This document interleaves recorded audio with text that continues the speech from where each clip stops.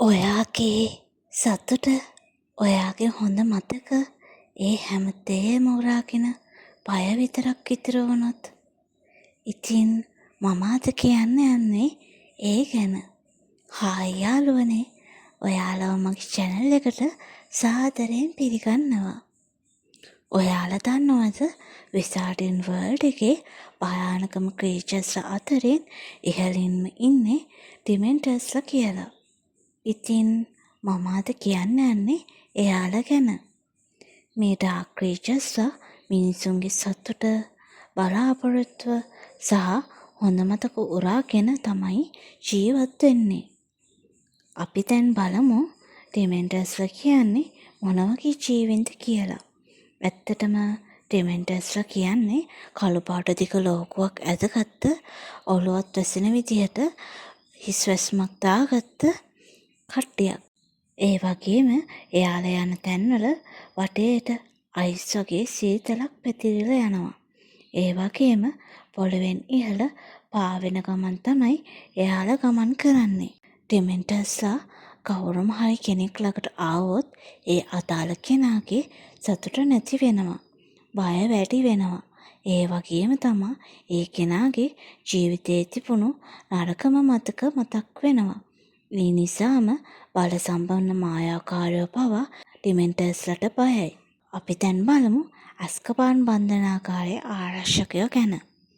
ඇත්තටම ඔයාලා දන්නවද අපරාධ කරන මායාකාරීන් රැඳවලා ඉන්න බන්ධනාගාරයක් වන අස්කබාන් බන්ධනාගාරය ආරක්ෂා කරන්නේ ඩිමෙන්ටර්ස්ලා. එතනට ගිය සිරකාරයෝ ටික ටික පිස්සු වැටෙන්න පටන් ගන්නවා. එයාලගේ බලාපොරොත්තු නැති වෙනවා. ඒ වගේම තවදුරටත් ජීවත් වෙන්න තියෙන ආසාව එයාලට නැති වෙලා යනවා. මේ නිසා ඇස්කබාන් කියන්නේ ෆැන්ටසි ලෝකයේ භයානකම බන්ධනාගාරයක්. අපි දැන් බලමු ඩිමෙන්ටර්ස් කිස් කියන්නේ මොකක්ද කියලා. ඔයාලා දන්නවද ඩිමෙන්ටර්ස්ලගේ ප්‍රහාරයක් හඳුන්වන්නේ කොහොමද කියලා? ඒ ප්‍රහාරය හඳුන්වන්නේ ඩිමෙන්ටර්ස් කිස් කියලා. මේ ප්‍රහාරය ඩිමෙන්ටර් කිස් එකක් විදිහට හඳුන්වන්න හේතුව තමයි ඩිමෙන්ටර්ස්ලට ගොදුරු වෙන කෙනාගේ කටින් ඒ අදාළ කෙනාගේ ආත්මය ඩිමෙන්ටර්ස්ලා උරා ගන්න නිසා.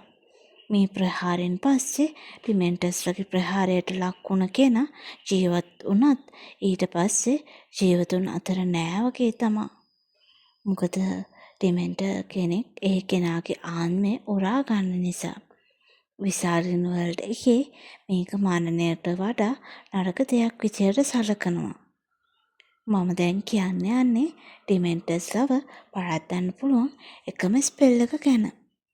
හැරි පොටර් ඉගෙන ගන්න කාලේ පවර්ෆුල් ස්පෙල් එකක් වන එක්ස්පෙක්ටෝ පෙට්‍රෝනම් කියන ස්පෙල් එකෙන් ඩිමෙන්ටර්ස්ලව පරද්දන්න පුළුවන් කියලා හොයාගත්තා. ඒ ප්‍රොෆෙසර් ලූපින්ගේ උදව්වෙන්.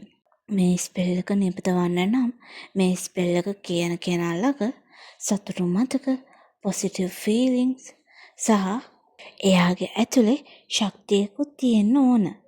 ඩිමෙන්ටර්ස්ලා අඳුරු දේවල් වලින් හැදිලා තියෙන නිසා එයාලට සතුට වගේ හැකීම් දරා ගන්න බෑ. ප්‍රසිද්ධම ඩිමෙන්ටර් ඇටැක් කිහිපයක් අපට හැරි පොටර් කතා මාලාව තුළ දැක ගන්න පුළුවන්.